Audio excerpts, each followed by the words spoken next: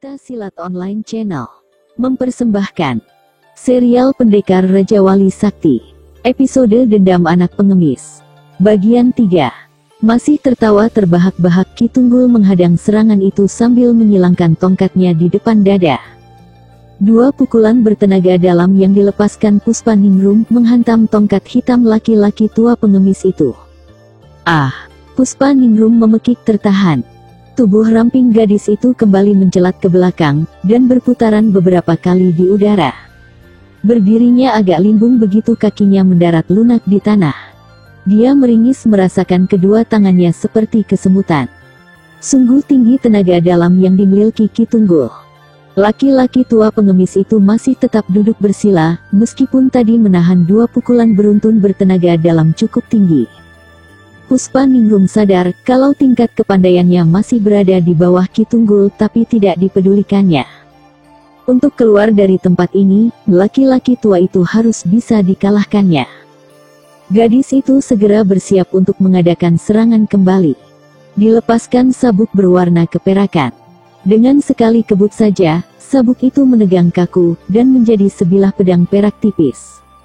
Kau bisa tertawa, kakek tua. Tapi sekarang rasakanlah sabuk saktiku. Dengus Puspaningrum dingin. Hehehe. Ki Tunggul hanya terkekeh saja.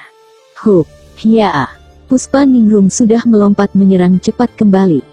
Sabuk keperakan yang sudah kaku bagai pedang tipis itu, berkelebatan cepat mengarah ke bagian-bagian tubuh Ki Tunggul yang mematikan. Namun laki-laki tua pengemis itu hanya menggerakkan tongkatnya beberapa kali tanpa beranjak dari duduknya di batu pipih. Terang. Puspaningrum tersentak begitu senjata kebanggaannya bersentuhan keras dengan tongkat hitam Ki Tunggul. Tangannya langsung bergetar kesemutan. Jari-jari tangannya menegang kaku, dan terasa nyeri seketika. Buru-buru dia melompat mundur sambil meringis kesakitan. Namun tatapan matanya tajam menusuk. Ki Tunggul bangkit dari duduknya, lalu berdiri dengan ujung tongkat menekan ke tanah. Bibirnya masih menyunggingkan senyuman, namun tidak terdengar lagi suara tawanya. Perlahan dilangkahkan kakinya menghampiri Puspaningrum yang masih diliputi berbagai macam perasaan. Pergilah. Katakan pada Dipa, bahwa antara partai pengemis tongkat hitam dan desa Watu Gayam tidak ada persoalan. Yang kuinginkan hanyalah agar Ki Jayakrama meninggalkan desa itu untuk selamanya. Hanya itu. Biarkanlah kami semua hidup bebas seperti dulu lagi, kata Ki Tunggul tenang, namun bernada tegas. Puspaningrum masih tetap berdiri tegak. Pandangan matanya tajam menusuk langsung ke bola mata laki-laki tua pengemis itu. Pada saat itu, Gota muncul kembali dengan langkah ringan. Didekatinya gadis itu, lalu berdiri di depannya, di samping kiri Ki Tunggul. Ki Tunggul, boleh aku bicara dengannya sebentar? Pinta Gota penuh nada hormat. Hehehe. Ki Tunggul tertawa terkekeh. Tanpa bicara lagi dia berbalik dan melangkah pergi.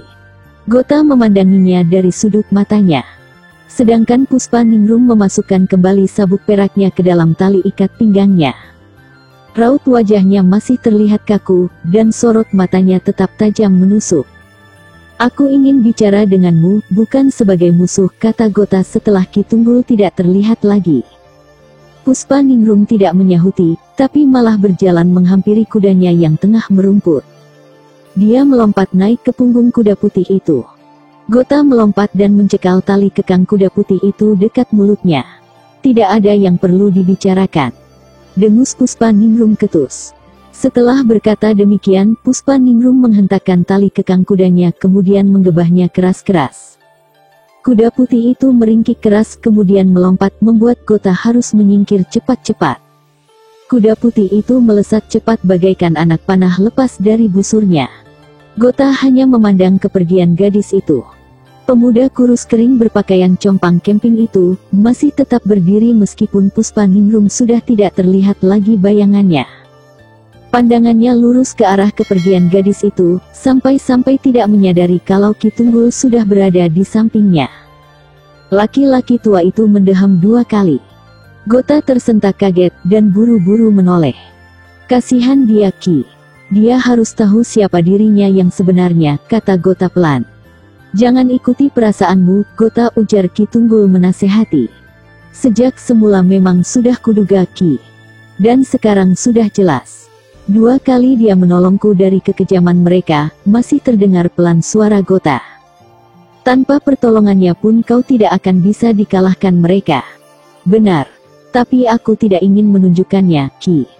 Aku hanya ingin tahu, apakah penduduk desa Watuga yang benar-benar membenci partai pengemis tongkat hitam atau karena hanya mendapat tekanan saja dari manusia keparat itu. Agak tertahan nada suara Gota. Bagaimana penilaianmu selama 1 bulan berada di tengah-tengah penduduk desa Watugayam? Tanya Ki Tunggul. Entahlah. Sahut Gota tidak yakin. Hehehe.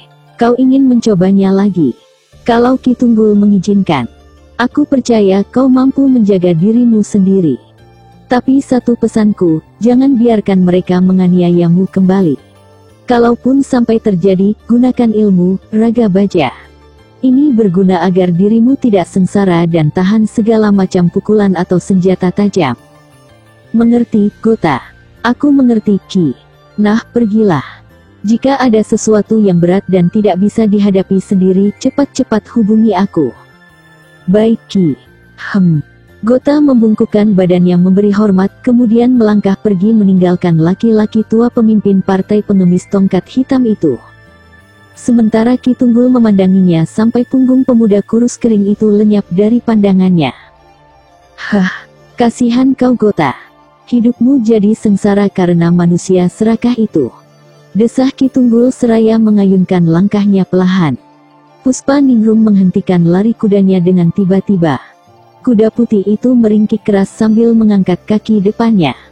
Gadis itu langsung melompat turun, tapi tidak jadi bergerak mendekati pertempuran yang berlangsung di depannya. Pertarungan yang berlangsung antara seorang laki-laki muda bertubuh kurus kering melawan 4 orang laki-laki bertubuh tinggi tegap dan bersenjata golok. Tampak jelas kalau laki-laki kurus kering berpakaian komping-kemping itu kian terdesak. Beberapa pukulan mendarat di tubuhnya. Dia bergulingan di tanah. Namun begitu bangkit, 1 pukulan telak menggedor dadanya. Sementara Puspaningrum yang menyaksikan peristiwa itu, sudah bisa menduga kalau laki-laki muda kurus kering itu bakal mati di tangan 4 orang yang menghajarnya secara bergantian. Hentikan! Bentak Puspaningrum keras. Seketika itu juga pertarungan berhenti. 4 orang bertubuh tegap langsung melompat mundur. Mereka membungkukkan badannya sedikit pada Puspaningrum. Sedangkan gadis itu tidak mempedulikannya, tapi malah melangkah menghampiri pemuda kurus kering yang sedang berusaha bangkit berdiri. Gota, apa yang kau lakukan di sini? Tanya Puspaningrum. Apa urusanmu? Aku bebas berbuat apa saja di sini. Dengus Gota menolakkan tangan Puspaningrum yang ingin membantunya berdiri. Puspaningrum tidak berkecil hati mendapatkan jawaban yang ketus dan tidak bersahabat itu. Dia melangkah mundur 1 tindak membiarkan Gota berdiri. Gadis itu menatap tajam pada 4 orang yang jelas-jelas anak buah di Pasentana. Memalukan. Mengeroyok orang yang tidak berdaya. Dengus Puspaningrum ketus. Gusti Ayu. Kami hanya menjalankan perintah. Kilah salah seorang yang berdiri paling kanan. Perintah siapa? Bentak Puspaningrum. 4 orang itu saling berpandangan. Jawab. Siapa yang memerintah kalian berbuat pengecut seperti ini? Bentak Puspaningrum gusar. Aku. Tiba-tiba saja terdengar jawaban keras bertenaga dalam tinggi. Semua kepala menoleh ke arah datangnya suara itu. Tampak seorang laki-laki tua berjubah biru gelap tahu-tahu sudah berdiri tidak jauh dari mereka. Laki-laki tua yang menggenggam tongkat itu tidak asing lagi bagi mereka semua. Tongkat yang pada ujung bagian atas berbentuk kepala ular kobra itu dihentakkan ke tanah 3 kali. Serentak 4 orang yang mengeroyok Gota tadi, melompat ke belakang Ki Jayakrama. Puspaningrum, cepatlah pulang. Ini bukan urusanmu, perintah Ki Jayakrama, dingin nada suaranya. Kalau aku tidak mau, tantang Puspaningrum. Ki Jayakrama tampak serba salah, namun tidak ditunjukkannya. Malah, ditatapnya tajam-tajam gadis cantik yang berdiri membelakangi Gota. Seolah-olah Puspaningrum sengaja melindungi pemuda yang biasa dipanggil si gembel itu. Puspaningrum, pulanglah. Tidak ada gunanya membela si gembel itu. Dia musuh besar kakakmu, tegas Ki Jayakrama tapi agak melunak suaranya.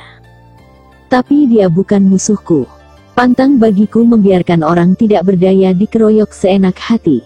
Apa kesalahannya, sehingga kalian begitu ingin membunuhnya? Lantang kata-kata Puspaningrum. Merah padam wajah Ki Jayakrama seketika, namun masih bisa ditahan kesabarannya. Dia tidak ingin membuat gadis ini berang. Hal itu harus dijaga, meskipun telinganya sudah sakit mendengar kata-kata bernada menantang itu. Baiklah, kali ini aku mengalah. Tapi cepatlah pulang, dan temui kakakmu. Tegas kata-kata Ki Jayakrama. Oh, kau ingin mengadukan hal ini pada Kakang Dipa? Baik, adukanlah kalau aku membela Gota, dan tidak peduli pada kalian semua. Ujar Puspaningrum tegas. Ki Jayakrama mendengus menahan geram, dan langsung berbalik melangkah cepat meninggalkan tempat itu. 4 orang yang tadi mengeroyok Gota, juga bergegas pergi. Puspaningrum baru berbalik setelah 5 orang itu tidak terlihat lagi. Tidak ada gunanya bersikap begitu Puspa, kata Gota pelan. Apakah aku tidak boleh melindungi orang yang lemah? Puspaningrum malah memberikan pertanyaan. Sebenarnya Gota ingin tertawa mendengar pertanyaan gadis itu. Tapi sebisa mungkin, ditahan rasa gelinya. Meskipun tadi dipukuli dan ditendangi 4 orang bertenaga besar, namun itu tidak berarti sama sekali pada tubuhnya yang kurus kering. Sebab dia tadi menggunakan ilmu, raga baja, sehingga setiap pukulan dan tendangan 4 orang itu tidak terasa sama sekali. Terima kasih Puspa. Aku tahu kau tidak seperti yang lainnya. Tapi pikirkanlah keselamatan dirimu juga. Mereka orang-orang yang kejam, dan jelas tidak akan memandangmu lagi sebagai adik Dipa kalau terus-terusan membelaku. Percayalah padaku Puspa. Jangan libatkan dirimu dalam persoalan ini. Pinta Gota mengharapkan pengertian gadis itu. Ternyata kau juga keras kepala seperti kakakku, Gota. Dingin nada suara Puspaningrum. Ini demi kebaikanmu juga Puspa. Pulanglah, sebelum keadaan bertambah parah. Puspaningrum memandang lurus ke arah bola mata pemuda itu. Pada saat yang sama, Gota juga menatap pada gadis itu. Sesaat mereka saling tatap tanpa berkata-kata. Perlahan-lahan Puspaningrum menunduk. Entah mengapa, jantungnya jadi berdetak cepat dan wajahnya bersemu merah dadu. Gota sendiri menarik napas dalam-dalam. Juga dirasakan seperti ada yang tak beres dalam dirinya ketika mereka saling pandang tadi. Pulanglah, Puspa. Ucap Gota pelan, hampir tidak terdengar suaranya. Gota. Puspaningrum mengangkat kepalanya. Kembali mereka saling tatap. Pulanglah. Puspaningrum melangkah mundur beberapa tindak ke belakang, kemudian berbalik dan menghampiri kudanya. Dengan gerakan yang indah, dia melompat naik ke punggung kuda putih itu. Tatapannya masih tertuju pada pemuda bertubuh kurus dengan baju compang camping itu. Kemudian digebahnya kudanya dengan cepat. Gota menghenyakan tubuhnya ke tanah berumput. Terdengar tarikan napas yang panjang dan berat, seolah-olah ingin melonggarkan dadanya yang tiba-tiba saja jadi terasa sesak. Gota yang akan bangkit jadi terkejut setengah mati.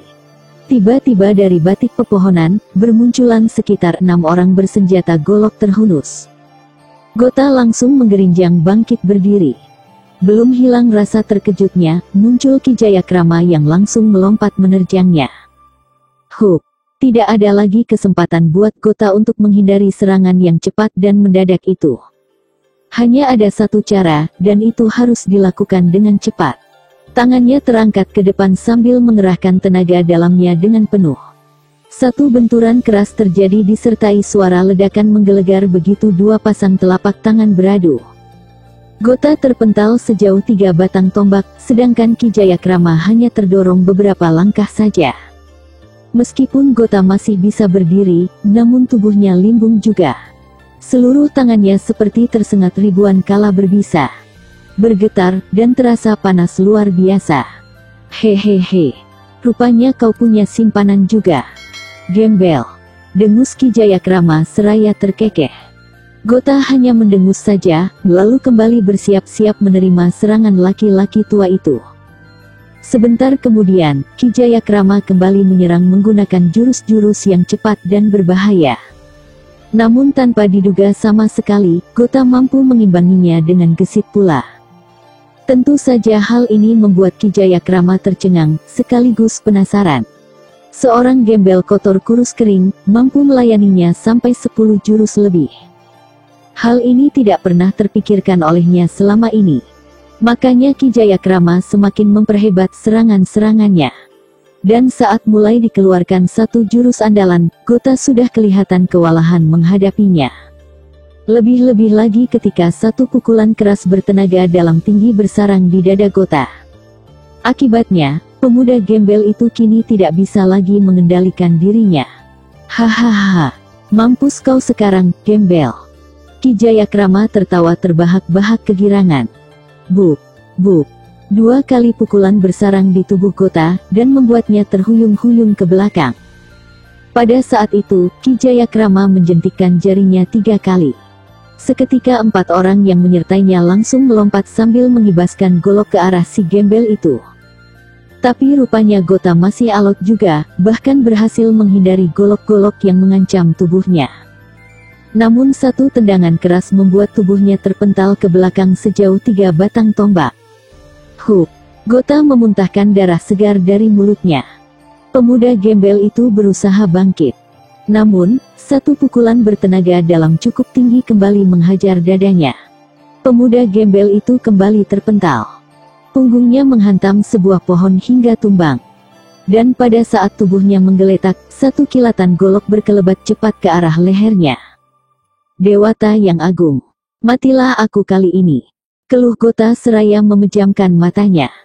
Golok salah seorang anak buah Ki Jayakrama begitu cepat berkelebat. Dan yang pasti, Gota tidak mampu lagi menghindarinya. Namun pada saat yang kritis itu, mendadak sebuah bayangan putih berkelebat menyambar tubuh pemuda gembel itu, sambil menyentil golok yang hampir menebas leher Gota. Orang itu terpekik tertahan, tubuhnya terdorong beberapa langkah ke belakang. Semua orang yang berada di tempat itu, jadi tercengang. Seperti hantu saja, bayangan putih itu melesat cepat bagai kilat membawa pergi si gembel. Terlebih lagi, Ki Jayakrama yang jadi bengong sehingga tidak bisa berbuat sesuatu. Namun ketika disadari, maka diperintahkanlah seluruh anak buahnya untuk mengejar.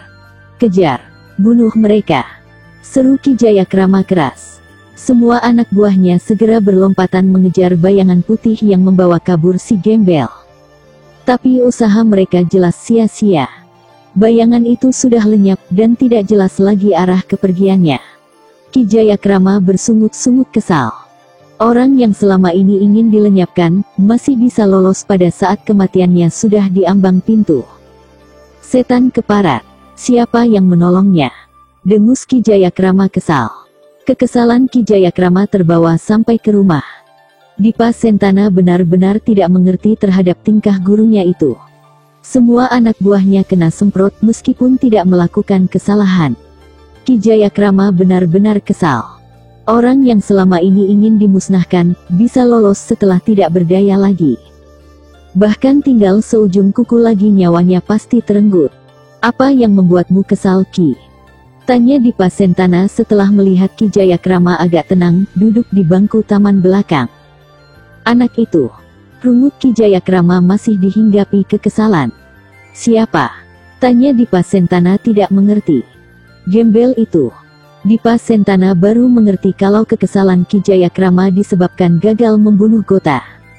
Dilangkahkan kakinya menghampiri Ki Jayakrama, lalu duduk di sebelahnya. Matanya terus merayapi wajah tua yang memerah menahan kekesalan hatinya. Kau sudah menemukannya, Ki? Tanya Dipa Sentana lagi. Sudah, tapi lolos. Masih bernada sengit jawaban Ki Jayakrama. Lolos. Dipa Sentana terheran-heran mendengarnya. Rasanya mustahil kalau si gembel itu bisa lolos dari tangan laki-laki tua yang memiliki tingkat kepandalan tinggi ini. Dipa Sentana menatap dalam-dalam wajah laki-laki tua di sebelahnya. Dipa, sudah kubilang, jaga anak itu. Dia bisa jadi penghalang semua tujuan kita. Kata Ki Jayakrama seraya memalingkan mukanya menatap pada Dipa Sentana. Aku tidak mengerti yang kau maksud, Ki, kata Dipa Sentana dengan alis bertaut menjadi satu. Kau benar-benar bodoh, Dipa. Apa sih untungnya memperhatikan anak itu? Bertindaklah yang tegas, Dipa. Anak itu sudah berani mencampuri urusan kita. Bahkan terang-terangan membela si gembel itu. Rungut Ki Jayakrama. Puspaningrum, maksudmu? Tebak Dipa Sentana. Siapa lagi yang kau anggap adik? Dipa Sentana terdiam. Tidak disangka kalau kekesalan hati Ki Jayakrama juga disebabkan Puspaningrum. Memang sudah diduga kalau Puspaningrum juga dapat menemukan Gota dan menghalangi maksud Ki Jayakrama untuk membunuhnya. Tapi Dipa Sentana juga tidak percaya begitu saja. Dia kenal betul Ki Jayakrama, yang merupakan seorang tokoh berilmu tinggi. Sikapnya tidak pernah memandang saudara atau kerabat untuk meraih semua keinginannya. Rasanya tidak masuk akal kalau Ki Jayakrama mengalah begitu saja kepada Puspaningrum. Terlebih lagi, gadis itu menghalangi maksudnya untuk membunuh Gota. Sejak usia 15 tahun Dipa Sentana selalu mengikuti Ki Jayakrama, dan tahu betul watak laki-laki tua ini. Baginya membunuh manusia sama saja dengan menyembelih ayam. Dipa, kau boleh-boleh saja membalas budi, tapi jangan sampai menyulitkan dirimu sendiri. Sejak semula aku tidak setuju kalau anak itu ada di sini. Sekarang sudah terbukti kalau dia jadi penghalang besar bagimu. Kau harus ingat cita-cita ayahmu, dan janjimu sendiri di hadapan pusara ayahmu. Jelas Ki Jayakrama tanpa memberi kesempatan Dipa Sentana untuk membuka mulut. Kepala desa Watu Gayam itu hanya berdiam diri saja. Sedikit pun tidak ada keberanian untuk membantah setiap kata yang dikeluarkan laki-laki tua ini. Kalau bukan karena Ki Jayakrama, mungkin dirinya sudah tidak ada lagi di dunia. Kalaupun masih hidup, pasti nasibnya jauh lebih buruk lagi daripada Gota sekarang ini. Di lain pihak, dirinya juga tidak setuju kalau harus menyingkirkan Puspaningrum. Biar bagaimanapun dia tetap sayang pada adiknya. Di samping itu pula, dia pun harus selalu patuh pada Ki Jayakrama, meskipun hidup laki-laki tua itu selalu bergelimang noda dan darah. Dipa Sentana tidak akan pernah melupakan jasa baik seseorang yang telah menyelamatkan nyawanya dari maut. Apa yang kau pikirkan, Dipa? Tegur Ki Jayakrama melihat Dipa Sentana hanya diam tertunduk. Tidak ada, sahut Dipa Sentana mendesah seraya mengangkat kepalanya. Dipa, urusan Puspaningrum adalah urusanmu. Aku tidak ingin mencampuri, meskipun dia telah lancang mencampuri urusanku. Hanya satu yang kuinginkan, kau harus tegas melarang adikmu keluar rumah sebelum kubereskan si gembel itu. Tegas kata-kata Ki Jayakrama. Tidak mungkin, Ki. Dia juga punya hak di rumah ini. Bahkan, Dipa. Sentak Ki Jayakrama keras memotong ucapan Dipa Sentana. Ki. Selama ini selalu kuturuti dan kuhormati keberadaanmu. Karena kau adalah guruku, sekaligus ayah angkatku.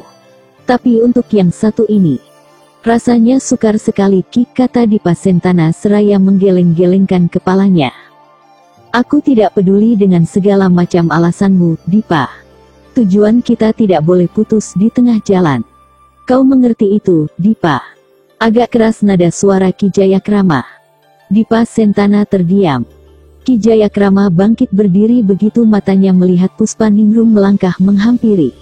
Gadis itu menatap tidak senang pada Ki Jayakrama, namun tetap menghampiri tempat itu. Sedangkan tanpa berkata-kata lagi, Ki Jayakrama berlalu meninggalkan taman belakang ini.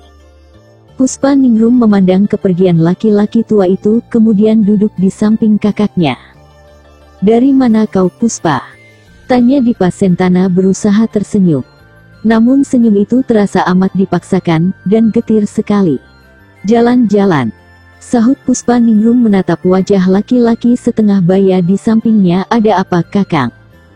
Kelihatannya kusut sekali. Tidak ada apa-apa, sahut Dipa Sentana seraya mendesah panjang. Dia bangkit berdiri dan melangkah perlahan-lahan mendekati kolam di tengah-tengah taman ini. Puspaningrum memandangi laki-laki yang selalu dianggap sebagai kakak satu-satunya. Dirasakan kalau ada sesuatu di dalam diri Dipa Sentana. Tadi sempat dilihatnya pandangan mata Ki Jayakrama, yang menyiratkan begitu banyak misteri yang terkandung di dalamnya. Puspa Ningrum ikut bangkit dan melangkah mengikuti Dipa Sentana yang sudah sampai di tepi kolam. Bersambung ke Dendam Anak Pengemis bagian 4. Masih bersama cerita silat online channel. Jangan lupa like and subscribe, terima kasih.